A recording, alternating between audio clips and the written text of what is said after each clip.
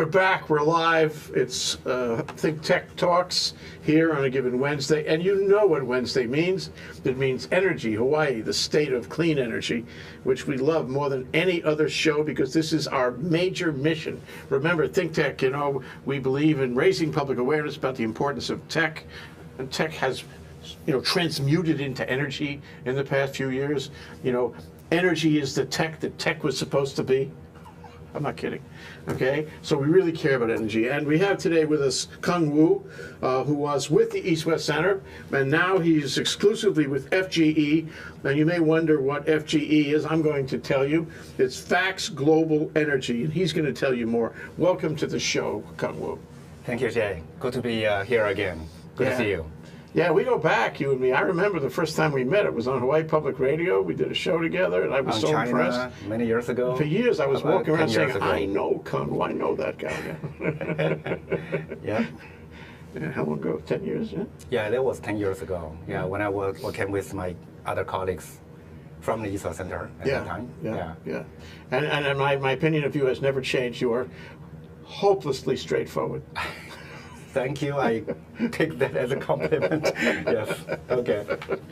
Okay, later on, we're going to talk to Feridun Fesharaki, who will join us with Tomoko Hosoi by Skype phone out of Tokyo, because we have a map here in the studio with little red dots of all the places we connect by Skype and telephone, long distance, and every day today we had Puerto Rico in the morning, and later on we had New York. It just goes that way every day. So how could we be happy unless we were talking, we had to talk to Tokyo today, at least once. Thank you. Great, yes. So the first thing is, I think it's important that we do energy efficiency. And Chelsea Harder is here from Hawaii Energy, and she has a wonderful acronym we would like her to explain to us called NEED. Chelsea, in a short form, Chelsea Harder has a need. Yes, I do. So NEED stands for the National Energy Education Development. This is a nonprofit that Hawaii Energy works with. It's a program to educate teachers about energy efficiency and conservation. So the goal is to teach teachers how to teach this to students, so students can implement these energy savings at home. So some of the things that the teachers can learn are the teachers get stronger understanding of the energy situation in Hawaii. They also learn about different types of energy and how energy is produced and used, therefore increasing their energy vocabulary. And then they get hands-on learning activities like demonstrations, games, and training on how to use these materials in the classroom with their students. So these workshops are free. So the workshop is free, the energy materials are free that they can take into the classroom, and then there are online resources for them. So the teachers can gain intimate knowledge about energy efficiency to teach their students professional development credits, and then they get a substitute reimbursement. So given these things, they're also eligible for an educational grant that they can apply for, which is $2,500. Whoa. I know. How old are these kids? The fourth grade, it wouldn't be appropriate. They wouldn't know how to spend the money. This is for all subjects and for grade levels K through 12. Wow. Right. Wow, $2,500. I mean, what if you were in K? What would you spend your $2,500 on? Just he'd buy books. I know he would. Relieve the pressure of the parents to. So the reason why we want to talk about this now is because we have 5 upcoming workshops this spring semester. There's going to be a couple in late February and 3 in early March. They're going to be on Oahu, Big Island, and Molokai. You know, it's great. You know, Chelsea, your program reminds me of a visit I paid to the Honolulu Theater for Youth one time on a play that had a lot to do with sustainability. Hank Rogers and Blue Planet Foundation, you know, were instrumental in putting this thing together. And it struck me that these kids were sucking it up. It was, you know, they were so impressionable. Kids, well, you know, 7 or 8 years old. When you put them in a playhouse like that and you show them a play about sustainability and you know, recycling and the like, they get into it all the way. Oh, it, yeah. It transforms them right in front of you. And I think if you're doing this with young kids, you're going to have a profound effect on their lives. But I want to ask you one question. When they come to you, before the program begins, how sophisticated are they? Do you start on a carta blanca, or you build on something that already happened? Well, they've had some exposure to it, but the thing is, they really, at that age group, they really want to make the world a better place. And what we need to do is just give them tools to know how to do that. Confirmation, tools, a way. Absolutely. And these are Reminder. hands-on where they can really dig into it, so it's a great opportunity for them to really shine. It's a great program, really. I mean, I think we have to train that generation. They're the ones who are going to save the old folks. I agree. I agree. We think we have to save them, but the work is already done. They have to save us. So, question, how do you sign up? How do I get my kid into this program immediately? Sure. So teachers can sign up for these workshops online. They can go to hawaiienergy.com and go to the Education and Outreach tab. There's going to be a link for registration. And I encourage teachers to sign up now because enrollment is reaching its maximum. So, and for those listeners out there that know people that are teachers on Molokai, please let them know about this as well. We have one coming up on March 1st. Coming soon. Yes. So tell us again what the acronym stands for, NEED, N-E-E-D. NEED, National Energy Education Development. Okay, Kang-Woo, you heard it here on Think Tech. Yes. Thank you, Chelsea. Thank you, Jay. Chelsea Harder, who has a need. Okay, going back to the main direction of our show now, let's talk about facts. The thing about it, in a world of opinion, sometimes wrong, facts become really helpful. What is facts? Well, Fax is a private consulting company, and is an international company now. And Hawaiian is just one branch of the global research organization, and headquartered in London, and had the Asian headquarters in Singapore. With about 50 plus researchers, consultants, this company really provide independent research and consulting in the energy world, focusing on particularly oil market and natural gas market, and with a focus on the liquefied natural gas. So those are the the company strives to be independent voice, independent of really everything from both government, private, and but try to provide the objective views. It's a think tank. It's a think tank. It's a private think tank. Okay, better. Consulting, yeah, not a public think tank. Yeah, but certain areas is really concern everyone, so doesn't matter. How are you funded? It's a private. That's why it's funded by the members of that they call clients, right? The clients of the company. So if I want on your newsletter, if I want some advice from you, you'll charge me. That's how you fund it. No, yeah? it's just like any other company. You provide public service. So we give talks like this. Yeah. And we speak at the public forum, like what I did. Yes, the legislative briefing. Legislative briefing yeah. last early this month, and we occasionally release what we call energy briefs to the journalist world, so they can publish.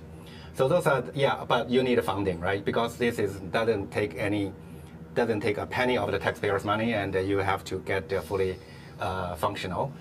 So the clients, which is have several groups. You have certain oil companies and gas companies, but also the international or U.S. government organizations like U.S. DOE, U.S. Energy Information Administration, and some local companies here in Hawaii, and organization, foreign governments, national oil companies, put it this way. So it's all over the world, and they are getting this kind of analysis. They value this analysis. That's why they subscribe to this service, and that's the source of the funding. Okay, and so it costs money to subscribe. Sorry? It costs money to subscribe. if you really want to become a regular member, other than the public service I understand. part of it. So all over the world, how many offices do you have? I would say half a dozen. Yeah. Yeah. And how many people are? About 50 to 60 around. Yeah, 50, 60 around that. And 60 they're all people. expert like you? Well, nobody be quite like you, but all somewhat expert. It is. It has different backgrounds, and it's kind of all varied backgrounds, but all focusing on the energy analysis. That is a common ground, and the area covered is really wide ranging. You know, you talk about specific, like Hawaiian refinery, individual refineries, all the way to like geopolitical issues and Middle East politics and U.S. really geopolitical issue, the rise of the U.S. oil production, what that means for Asia, and the shale gas revolution in the U.S. What that means for. So it's all about energy. It's big and small. It's energy, right? It's we need energy, right? We just need to use it more wisely. Yeah. So I mean, give me the profile of somebody who would buy a subscription to the Facts newsletter. I mean, what kind of company or person would like to have the information, the analysis, the recommendations that you provide? Who would that be? Well, it's in the categories I just mentioned earlier. The majority will be the energy companies themselves. Oil companies. Oil companies and gas companies. Gas companies. And utilities. Utility. How about a wind farm? Would a wind farm want to do that? PV manufacturer? Not really. Not the independent wind farm company. And because for them, if really the technical service, they probably look into the company that provide technical service, wind farm and other areas. But if with the wind farm and renewable energy policies, if that is the area, then you have government agencies and you have national oil companies, national research organizations, and they are subscribing to this because they are studying the renewable energy policy that related to fossil energy. But if you, because we also provide technical service, right? So for those people who are seeking wind farm, solar technical service, this is not the company that they turn to for technical service. You have plenty policy. other. You're into policy. You're into large concentrations of capital, large issues of policy. All right. Right. Energy policies and specifically technical service in oil and gas areas. Okay, we're going to take a short break. That's Kang Wu. He's a principal of FGE, which is Facts Global Energy. And this is Hawaii, the State of Clean Energy on Think Tech Talks on a given Wednesday. And the title of our show, I didn't mention it before, is How Long Will We Need Oil in Hawaii? It's a really major question. We're going to take a really short break. We'll be right back. And when we come back, we're going to find out much more about Kang Wu and how he got to be where he is today. I'm Hong Jiang, host for Asia in Review on Tuesdays. And I'm David Day, host for Asian Review on Thursdays. Both of us broadcast our respective shows at 4 p.m. And my topics tend to deal with questions related to environment, culture, history, and sometimes human rights. And my shows tend to be on international business, foreign policy, geopolitics, and national security. And you can watch our shows live on the ThinkTech website at thinktechhawaii.com. And you can also watch us on YouTube or Olalo. So come join us on Thursdays at 4 p.m. I'm David Day. And on Tuesdays at 4 p.m., I'm Hong Jiang. Aloha. Aloha. Okay, we're back. We're live. We're here on Wednesday in Hawaii, the State of Clean Energy, which is sponsored by DBED, Hawaii Energy, and Hawaiian Electric, which we all appreciate, all of them. And we're talking about how long will we need oil in the state of Hawaii with Kang Wu of FGE, Facts Global Energy. And as we left it, we were about to find out exactly how Kang Wu got to be where he is after his childhood years in Cleveland, Ohio. I'm only kidding. Thank you, Jay. I came from China. Yeah, I came to Hawaii really long time ago. I came here in 1985, and I was a student of University of Hawaii. I got my master's degree and a PhD from UH. and got a job opening at East West Center. So my great. whole career life is with the East West Center, was with the East West Center until like end of last year. So I joined in 93 and I finished just a month ago. Really enjoy my life there, and all these 20 years I engaged in the area of energy, environmental, economic analysis of the issues in the Asia Pacific region. When I first spoke to you, you were mostly in economics, yeah? You were Economics, an economist, right? yeah. You're still in the energy field. I'm still an economist. Yeah. But It's once in you're an a- economist, you're always an economist. You can't get it out of your system. Yeah. like an engineer, yeah. It's in a way that is the case. Yeah. So right now I joined FGE fully, and about 2 years ago, my time at the East West Center was down to half, and so I got involved in the FGE work more, and now I'm fully with this company. For all these years and decades of work I did a lot, starting from Latin America to Asia Pacific region, and a lot of work on China itself, the country that Boy, I has came it ever from. changed in energy in the last few years? Oh, Wow. it changed tremendously. It's like it's a huge now. It's a land of all problems, a much bigger problem than Hawaii. That is kind of too big to solve, and I think for that we are facing a smaller issue, but for our islands, it's still a big sort of choice we have to make for the next decades. Well, all of 20, that 30 considered, you years. know, I don't mind. I mean, I would like to ask you, all that considered, everything you know, everything you studied, your entire life, focused into one statement on energy in Hawaii, past, present, and future. What is it? The statement will be options, options, options. Now we are at the good time to have more options and more workable options, because for about, I would say 40 years, 50 years, at least 30 years ago, we were talking about how to get away from oil, over-dependence on oil.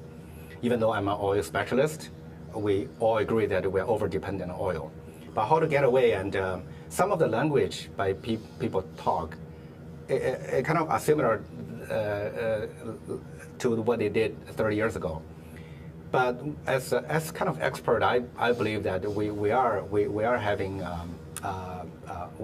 hope now, because we are in a stage that there is a direction we can go to, and there are some there are things we can do, but we need to do it because of too long of being the status quo for the state, and how we can move forward. From here, we need to make some critical choice. Yeah. Okay. Wow. I'm resonating with that. You know, so we're not moving fast enough for you. I think I got that. Did I get that? Yeah. We're not moving fast enough. Yeah, for you. we need to move faster. Yeah. What do we have to do? What's the first thing we do?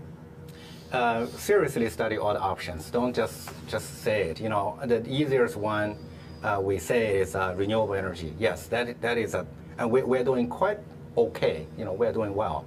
Talking about you were there the 2 weeks, 3 weeks ago, that we are closer to about 15% of the power generation made by renewable energy, compared to under 10% for many years. That's a good progress. And there is some technical sort of potential revealed by studies that we can move to 40%. But how long, how soon can we go there? And in the meantime, our dependence on oil still very high, both on the overall energy structure and the power sector.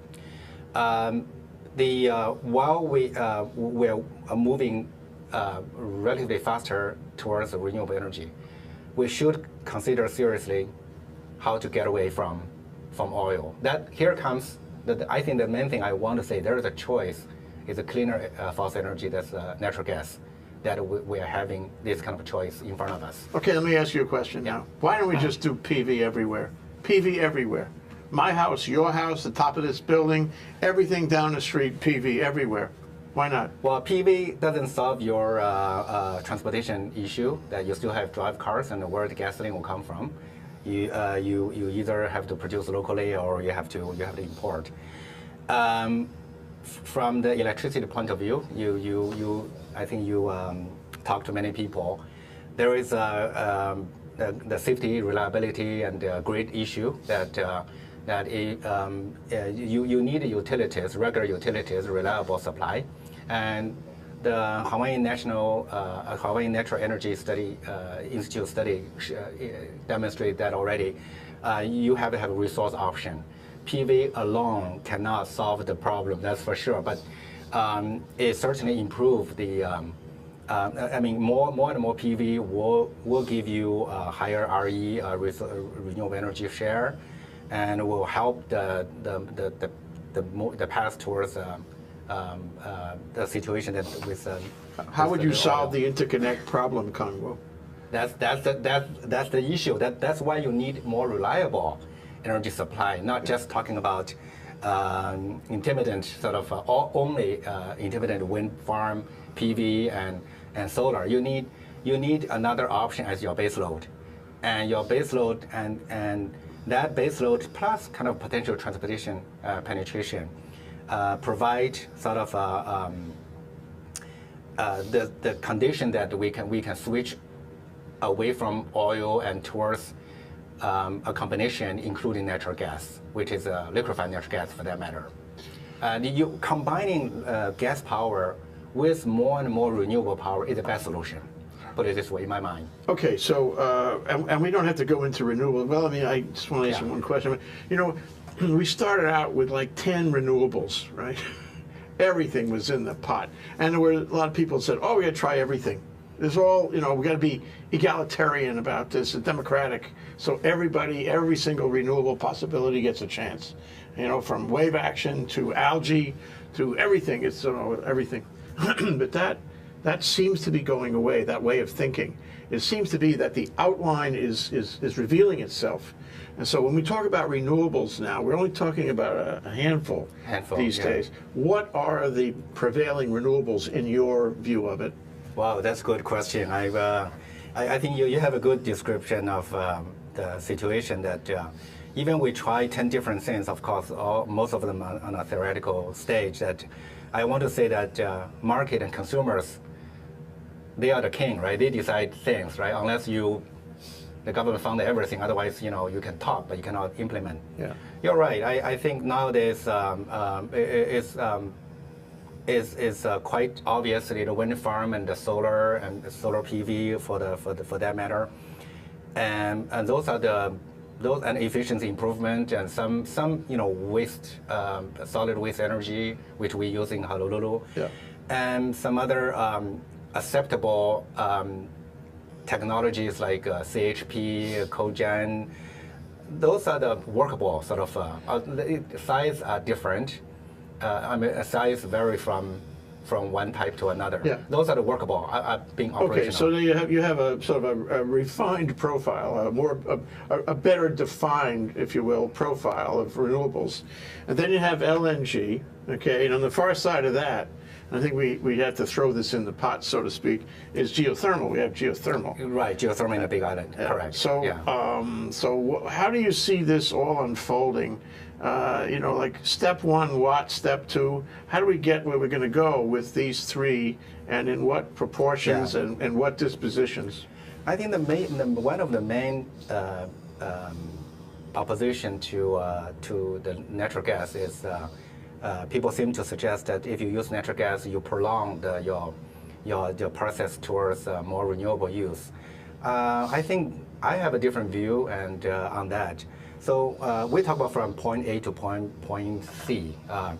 Point A is our current status. You know, we make great efforts, 14% renewable power generation, but still dominated by oil. Point C is, let's say, our desirable target, 50% of the renewable energy, for that matter, or 40 or 50%. From A to C, we have a B, we have B, stage B. I think if you don't consider natural gas, I'm not saying natural gas should be the way to go. I mean, we have to study seriously and even even put in some money for the infrastructure study and to compare. If we don't go gas, that means our use of oil or dominance of oil will be much longer, will kind of be prolonged for another 20, 30 years before we reach C. But for this 20, 30 years intermediate stage, we should consider other options. And that option, most viable, is really clean natural gas. Natural gas is not 100% clean for carbon, that's for sure. But other than that, it's pretty clean for other impurities and can solve the problem of the issue that we are burning fuel oil right now. And I know HECO and the other companies, they're testing, they're doing things. But we're still burning fuel oil. But the things that they are testing in a sense that maybe burning fuel is not fuel oil is not acceptable, maybe 5-6 years down the road. So that means you have. I mean, politically. No, not politically. It's environmentally and the government regulation. Okay. And that means you have several choices. You can move to a more expensive ultra low sulfur diesel, or you can choose LNG. In our mind, in our view, LNG is cheaper and give you a lot of good support. Just remember, we have to keep in mind that whatever we talk about, cost is a big issue. Everybody agree to that. Consumer have to be kept in mind. It's not that you pay double the price again to get everything clean. But cost is not the only feature. I mean, sometimes you have to moderate the feature of cost, the vector, the element of cost with other considerations. You can't just always take the cheapest one. No, if we only take the cheapest one, we go to coal. So that's a clear choice. That's just no, what we need. but compare with the relative cleanness of the natural gas, compare with the continuous use of oil or more expensive diesel, and compare with that, natural gas is a better choice, unless you can jump into renewable right away, which is everybody knows is impossible. So our choices are better than before, but our choices are also, how to say, critical, and now I say limited, because it's not like you. Because status quo is the easiest. Don't do anything and just prolong the process. But even that cannot be sustained if you cannot burn fuel oil. Yeah. Then you have to think about cleaner oil products. Okay. We're gonna take a break at this point, Kung Wu, because we want to connect up by Skype and telephone with Ferdinand Fisaraki and Tomoku Hosoi in Tokyo.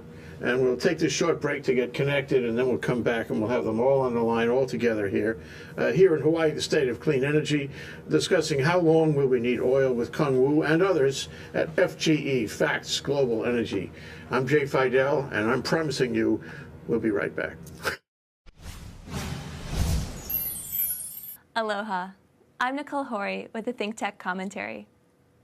The PUC has established an investigative docket to determine the advisability of an undersea cable connecting the Oahu and Maui electrical grids. It has scheduled public meetings on both Oahu and Maui to invite comments on the proposal. The PUC is investigating whether a transmission cable between the two islands is in the public interest and whether the benefits to ratepayers would exceed the costs of the cable, which DBET estimates would be $700 million. The PUC also wants to know about development risks and how they would be mitigated.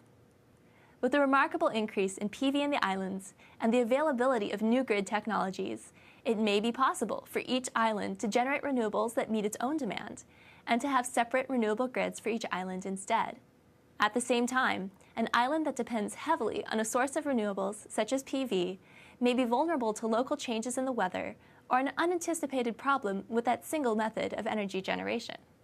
The ultimate question for the PUC, then, is not simply whether an undersea cable is good for Hawaii, but how we can achieve layered redundancy for a resilient statewide system. ThinkTech believes that a great state needs ample power distribution, and that the proper approach is to start with this undersea cable, not only to bring the separate island grids and the state together, but as part of a strategy to achieve the security and safety of redundant systems. I'm Nicole Horry with this ThinkTech Commentary. Mahalo.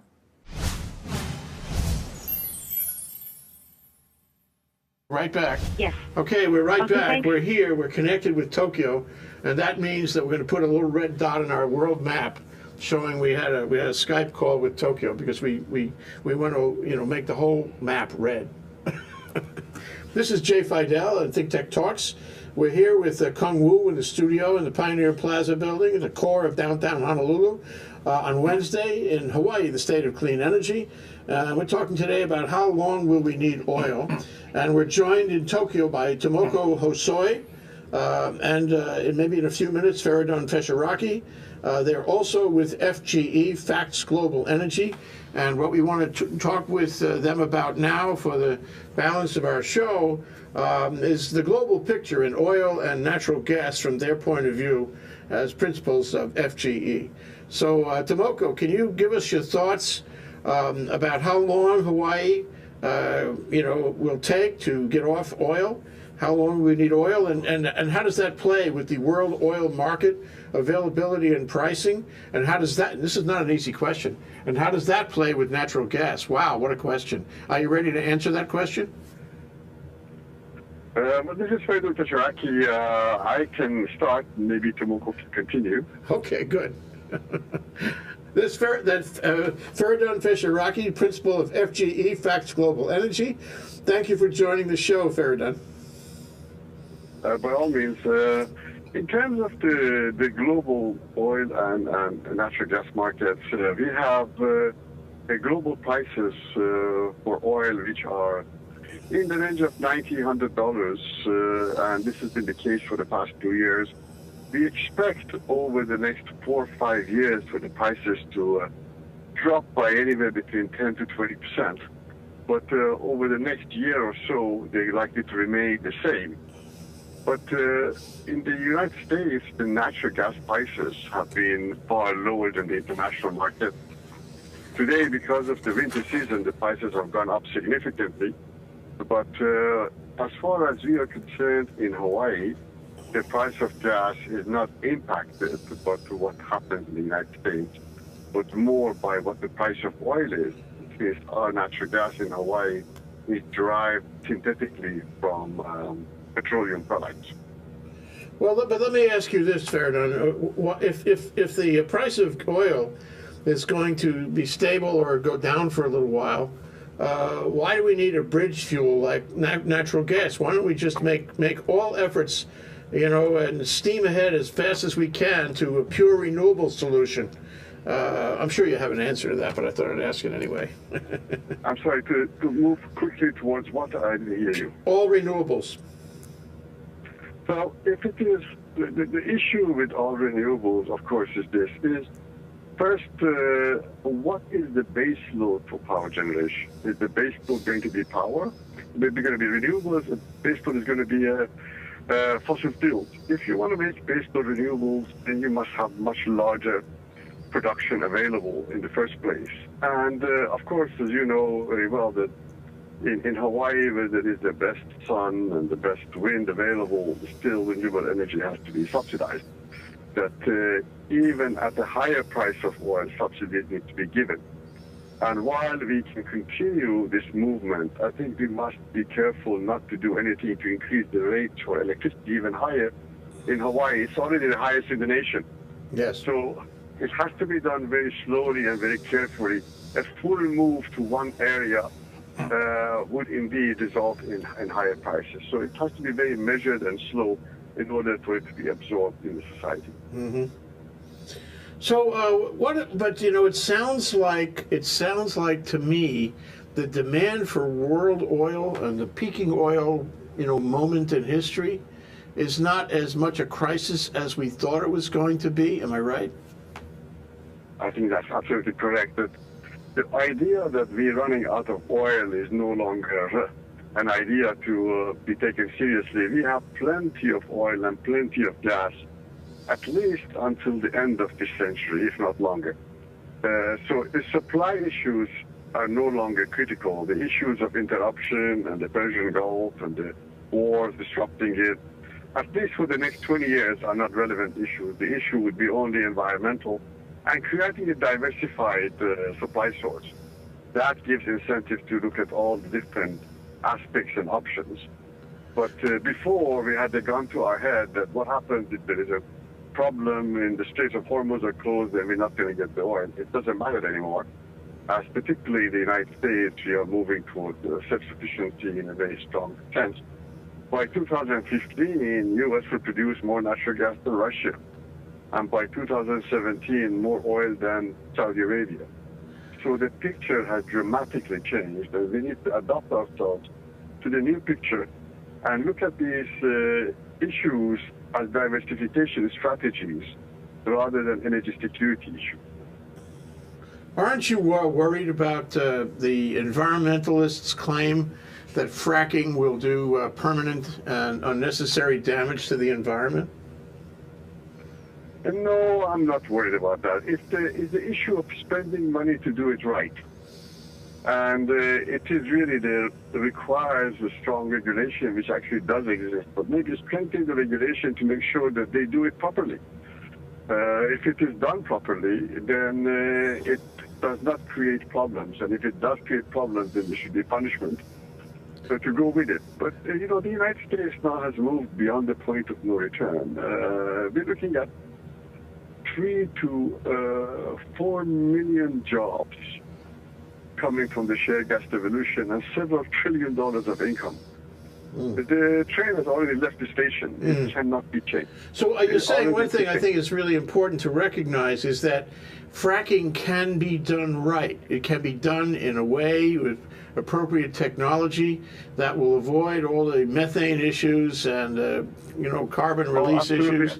So what is the secret? Can you tell us briefly what the secret is? I think the new technologies are being developed, which would do fracking by air.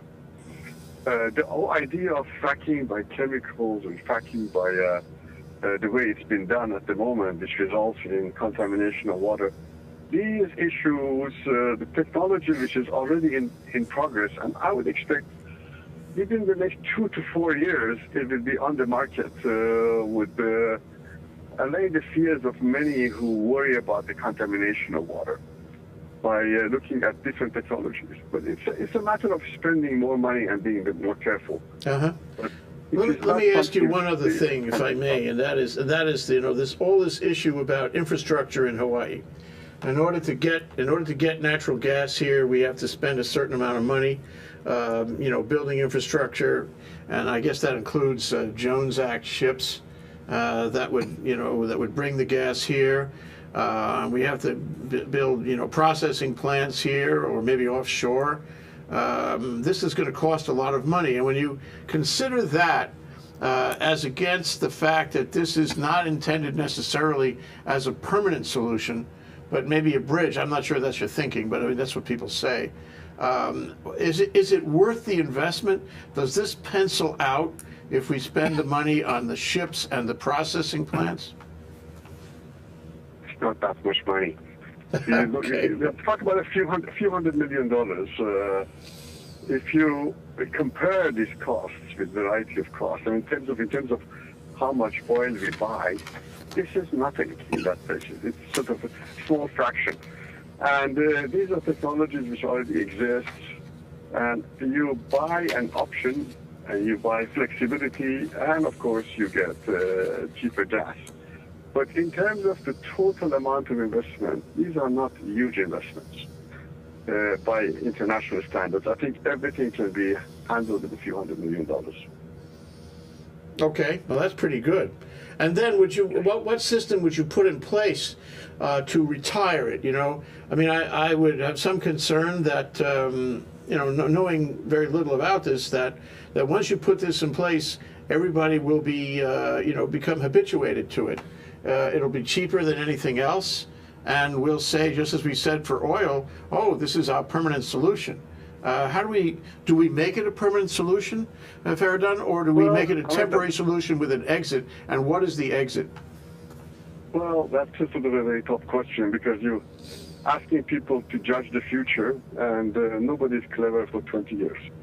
But to make these projects work, your transition period has to be at least 20 years, otherwise the investments are not worthwhile. So you say, okay, from 2018 to 2038, I go to this, and I have a long-term plan that I'll phase it out. But at that time, hopefully, the technologies for renewable energy, or for wind energy, for cables have improved and the costs have come down. And at that stage, you can move in there. But if you get to that stage and the costs have not come down, and there are other ways, other renewable or non-renewable sources are found, then we have to evaluate. So we can't predetermine the future. We can only predetermine the direction and the intention that we want to go. Well, what I hear you saying, which I think is really a great approach, is this requires reevaluation from time to time. Whatever plan we make, it's not a final plan. The whole transformation to clean energy, or a new chapter in energy, requires us to look at it at appropriate times and see how things have changed, and then take another analysis, so that we're not locked into anything forever. We're always looking for the best solution available at that particular time. You agree with me? I think that's correct.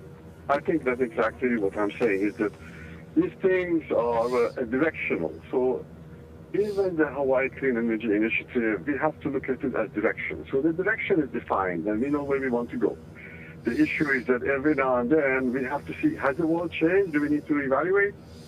It is, I think, foolhardy to say that, no, I don't care about the rest of the world. I'm just going to do this myself. So you reevaluate.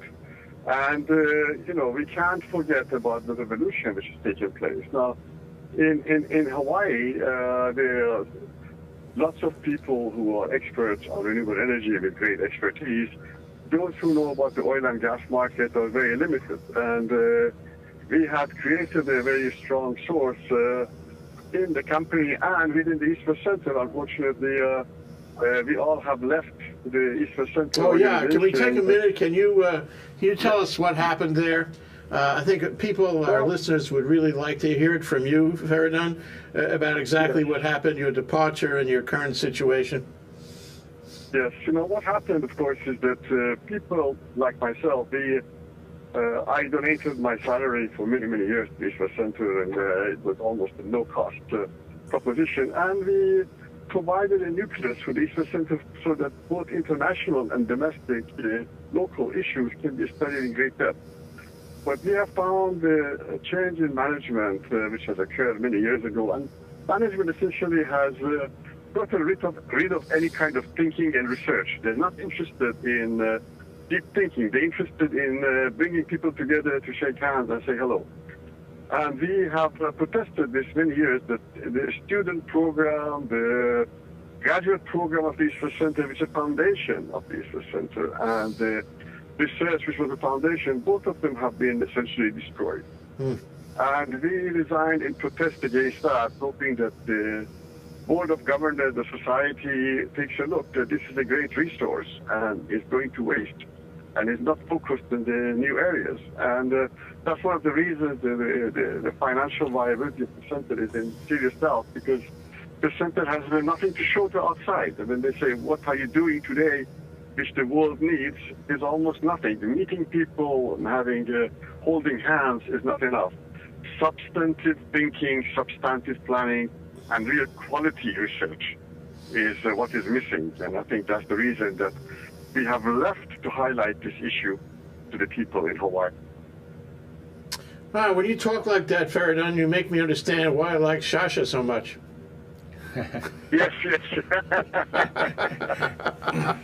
indeed. Yes, indeed. Anyway, I just like to, we have a few minutes left, not more than 5, and I wanted to sort of shrink it back to where we are right now today, and Kangwoo and I were talking about this sort of in a preparatory way before, but if you, and I'm asking both of you, all three of you, if you will, what your view is on the step that Hawaii should take right now.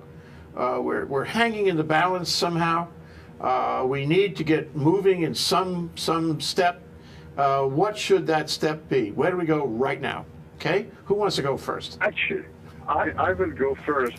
Actually, we have no choice. We have no choice. We have to go towards natural gas. It is not a matter of saying, well, I have choices, so I won't do this.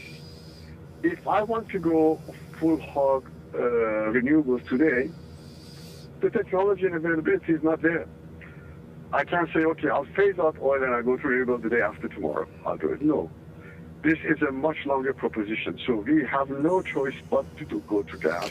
Faradun, if I said to you that today there was new technology designed that would make storage, for example, storage of excess wind and PV power possible on a large scale at a cheap price, would you change your answer?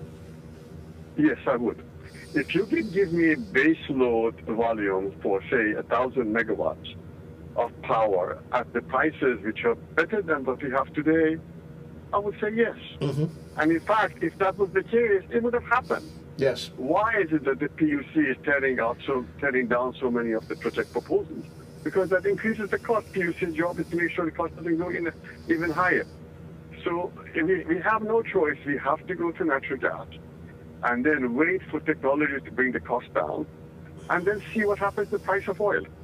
We cannot predetermine everything in a world which is changing so dramatically. Yes, it's all a matter of catching the change, isn't it? And knowing where you are on the dynamic of the change.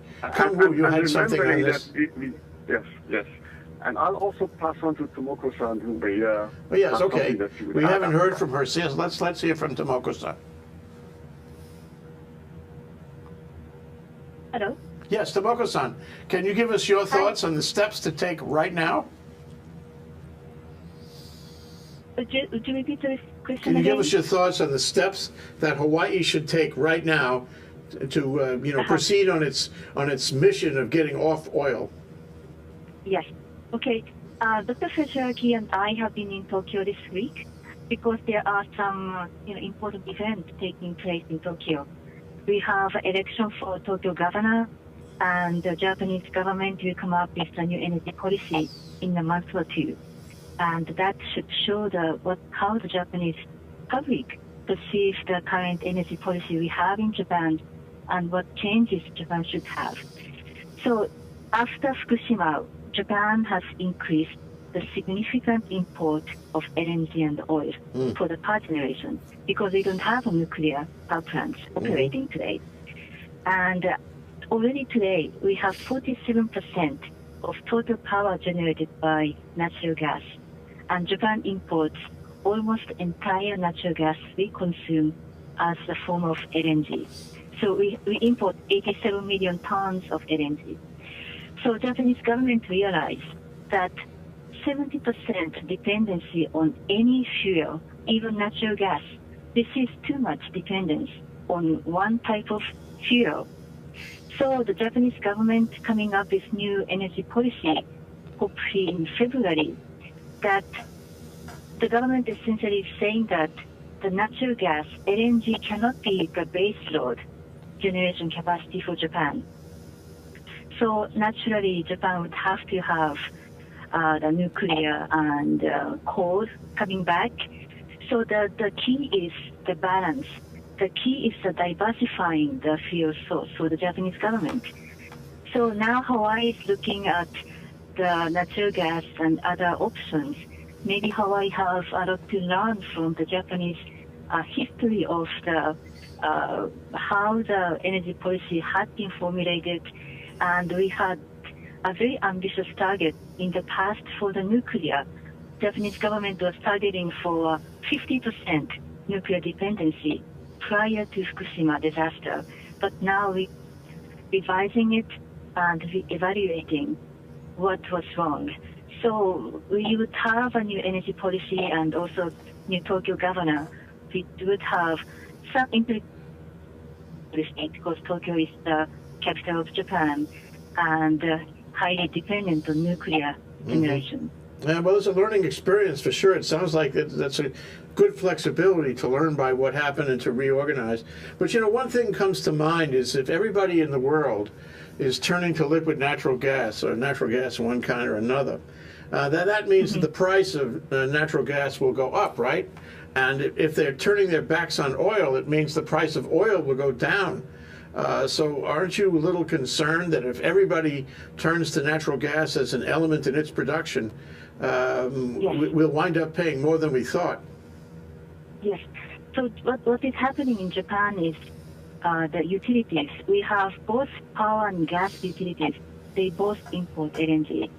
And they are, as well as the government, are concerned about LNG prices because that is the cause of the deficit of Japanese trade balance. So government as well as the private companies, they are formulating whatever the method that they can bring the sort of the prices down. But again, I mean, this is like a public companies importing LNG, so the government can do to an extent. But the government is also sending the message to the LNG suppliers as well as other Asian buyers that the content of LNG contract has to be reviewed. That should give more flexibility for buyers. Well, you know, one thing is clear from this discussion is that now, knowing, you know, that Japan has become, you know, has gone to this stage of policy planning, that we have to watch carefully to see what they do, because this could be very instructive for Hawaii. And I want to thank you, Tomoko Hosoi and Feridun Feshiraki, for joining us. We're almost out of time, and I want to give one moment thank you for having us. Oh, absolutely. I want to give one moment to Kang Woo to close, and also to say farewell to you now that we're all together, at least for a moment. Okay, thank you, Jay. Thank you very much. Thank you, Tomoko, Feridun. And yeah, that was a great conversation. I want to pick up the point Feridun mentioned about the ISA Center. It's really kind of a big regret that we had to leave. You know, we used to do the huge project for State of Hawaii, for Department of Energy at the ISA Center. But because of the policy change there, because of leadership change, the new directions, research, you know, as we did, couldn't really sort of continue. So we had to leave, and we continue to serve Hawaii, and we provide our best sort of opinions and advice to the state of Hawaii in different ways. So back to your last, you know, sort of the thoughts on the last question about steps. I think we, for decades, we know our target, which is more renewable. But we know that we want to get away from oil. We have been doing renewable all the time and now doing more. But we cannot just continue status quo without other big kind of a change, because if we don't make a decisive change, we'll continue to be like heavy dependence on oil for 3-4 more decades. So we need to do something, and here comes with more choice, and here's natural gas. I even consider nuclear, you know, for like research nuclear small device. But I'm just saying that for the sake of argument, those you know, other things should be, the base load and the basic energy supply should be fundamentally considered. And in addition to, I mean, other than just oil, other than just slowly moving towards renewable. So we have to do something. That's the next step. Seriously, not just talking. Okay. We do something. Kang Woo and Feridun Feshiraki and Tomoko Hosoi, thank you so much, all of you, for joining us. One thing is absolutely clear in neon lights, and that is we have to talk to you some more on a regular basis. I hope you don't mind. We admire you greatly, and we want to stay in touch with you forever. Great pleasure. Thank you, Jay. And good luck on the company, okay? Yes. Thank you. Thank you all. Aloha and sayonara. Bye-bye. Thank you. Bye, Feridun. That's Hawaii State of Clean Energy. How long will we need oil?